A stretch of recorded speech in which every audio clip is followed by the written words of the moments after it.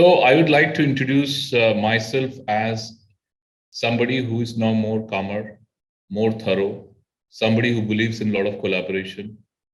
And at the same time, I'd also tell the teenage myself is that doesn't mean I'm let go of all the strengths that I had as a teenager, right? Which means I'm very excited to try out new things, full of energy, and I still believe that I can literally go and achieve everything the way I want, right? So it's a combination of a thorough, a planned, a collaborative leader, plus somebody who's got very high on energy.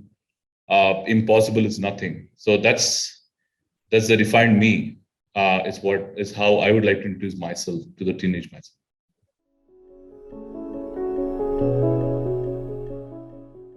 I would say, for a 5-year-old, like the parents do, right? The parents take care of everything, literally, starting from providing the food, providing, usage on homework, toys, etc.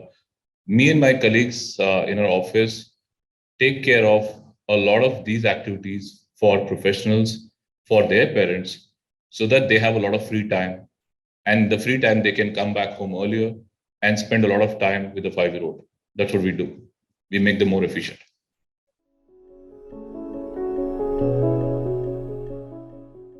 My belief in growing and developing as a leader is starts with a goal, right?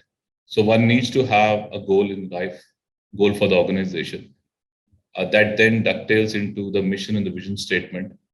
What then follows is I literally live and breathe the goal and the aim every second. And that's when your development, your learning starts. To start with, you start figuring out ways how to solve problems to reach to the end goal. You start understanding the fact that you can't do it all alone. You need a lot of support.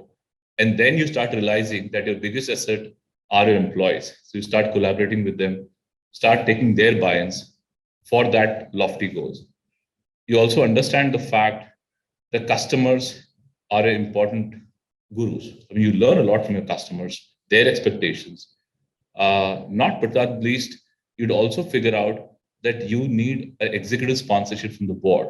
So, in all this development, starts with the learning, accepting the fact that the goal is very important, and ensuring the fact that everybody is focusing towards achieving that goal. That's how the development of a leader starts. And with all these initiatives, you tend to absorb a lot of skill set. You tend to learn new things. You tend to undo a lot of things as well, right? That's for me is development as a leader. So it starts with the goal in mind. I feel.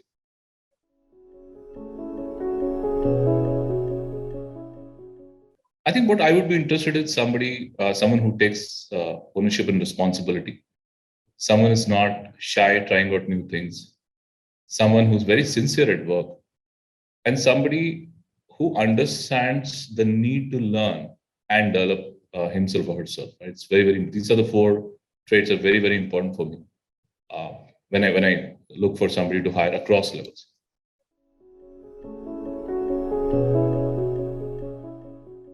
I would say VUCA is all about volatility, uncertainty, complexity, and ambiguity. Right. So it starts with the fact that your mission and vision statement needs to be very specific, very clear for the employer or the employee to focus more towards. And in terms of clarity, it has to be simple as well, right? So as an organization, you need to have a very clear objective in mind, and the plan should follow the objective. And what tends to change in this entire journey is the macroeconomic environment, the geopolitical environment, your competition. So one needs to keep a track of all those aspects and then start tracking your action plan and the objective accordingly. So if you're able to do that constantly, I would say you'll be ahead of the curve. And not but the least, there are some of the things that changes, right? It could be your competition landscape. It could be like COVID has hit us, right? Post-COVID strategy. Those kind of things, one needs to be agile. One needs to be cognizant that if certain things change outside your control, what are the things you can quickly adapt and change at your end. So these are the things I would suggest would ensure that if not you're on top of the game, but you are at least at par in the VUCA world.